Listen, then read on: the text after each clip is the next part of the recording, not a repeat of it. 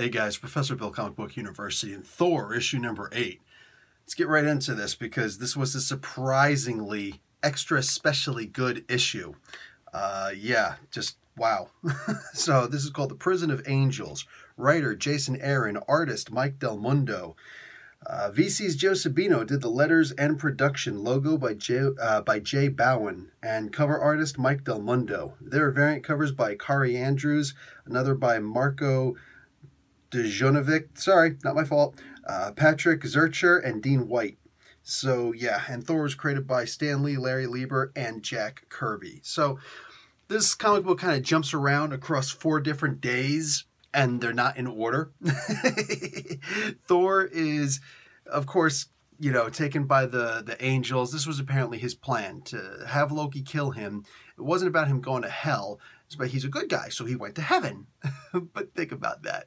So he goes to the 10th realm, and the angels capture him, and they torture him. Dude, they straight up torture him.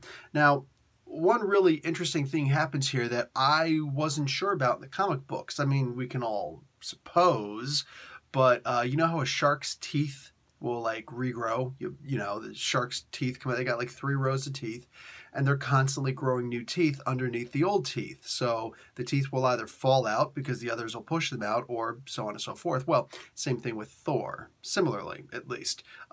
His teeth, if you pull them out, they will regrow. So he's being tortured by them constantly ripping out his teeth and doing a whole bunch of other dastardly things to him also, breaking his hands and stuff like that. Really messed up. Genuinely messed up. So they're torturing him. And of course, as, you know, former military, I've got a problem with torture. Just, it is what it is. I'm pretty sure most of us do. I can't speak for everybody. But pretty much everybody that I've talked to who's been in for any significant amount of time has a problem with torture. So this right here, right away. If you wanted these angels to be the bad guys, oh, 100%. They are devils. Look at that. So, we get a bunch of, really quick before we get into all that good stuff and where we get to my favorite part of the comic book. The comic book was a little bit boring in the beginning, but it is what it is. Like, I started falling asleep while I was reading the comic book, and I'm just like, dude, come on. There were some good parts, but nothing enough to really get my adrenaline flowing or to, you know, just get my heart beat up a little bit, you know, get my heart rate up. Nothing. And I'm just like, dude, gotta throw in some DDP yoga just to, you know, not fall asleep here. What's up? But there were some good parts in here. Odin deciding he's going to make a hammer or 20 because, you know, he's just not getting a good night's sleep because of all the ba-bang, ba-bang, ba-bang of the dwarves building him. Oh, and Odin is such a racist. He's like, ah, you darn dwarf. Now imagine saying that to somebody who doesn't look like you here. Oh, what just happened there? So, you know, it's understandable. Yeah, Odin's a lot of bad things.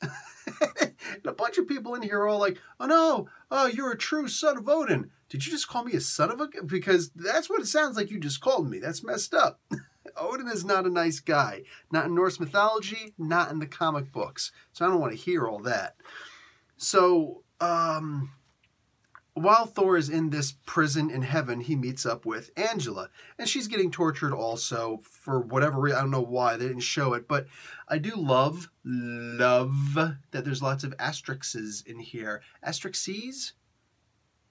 You know, I can make an argument for it to be asterisks. And it might actually be. Anyway, the point is, she's in here being tortured also. And there are many mentions of what's going on, not only in the Avengers comic books, but in the Guardians of the Galaxy comic book. And there's just a whole bunch of, and it's just really light stuff that doesn't commit to anything. Because, you know, Cullen Bunn is writing Guardians of the Galaxy. Aaron is writing this and Avengers, but he's not committing to anything. There's nothing particular. It's like, oh, I was hoping you were going to bring the Executioner and I forget who else. He said, oh, the Destroyer armor. But it's just you, huh? Okay, well, not a big deal, not a big deal.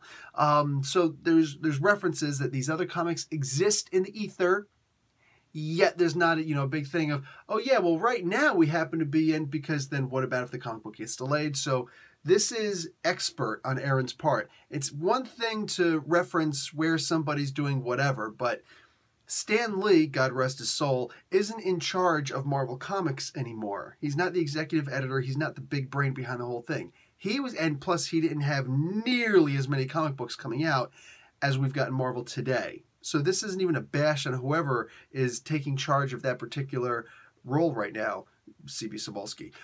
There's no bash on anybody. It's just the idea that he didn't have as many comic books, but he was able to keep those comic books together. Like, oh, right now Thor is over in the Avengers doing such and such. Easy. It's really easy to do. Why isn't Ant-Man there? Well, because in his comic book, he's doing such and such. Yeah, really easy. Here, not so easy, but the writers themselves are doing it, and I'm liking it. I'm liking it. Non-committal, nice and easy. It's easy to say the members of a team, as long as they don't die. You know, it's like, I thought you were going to bring the Executioner. Oh, he died again. What? Anyway, so, yeah, there's a lot here. There's a lot to digest. And one of my favorite parts that has happened in any Thor comic is what actually happened in this comic book. Thor asks his sister Angela, am I worthy? Do you think, just a personal opinion, do you think I'm worthy? Now, she doesn't answer it for a long time, but the way what she answers and how she answers it is beautiful. It is downright beautiful. How Thor responds to it, that's heartwarming. That's like, oh man, this was and then you know what he says afterwards. He's already left. He's technically by himself, but what he says afterwards, what he's reminiscing over, what he's mulling over. Man, one of the best, most heartfelt moments that I've read in a Thor comic book. And there's been a lot of really great moments, okay? And I'm not putting this on the level of, like, you know, the Executioner's death. And this doesn't come anywhere near a Walt Simonson run. Like, don't touch it. Don't touch it.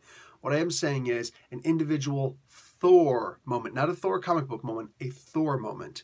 This is one of the most heartfelt, heartwarming moments. If I were to make a top 10 list, and everybody keeps on saying, Bill, make a top 10 list.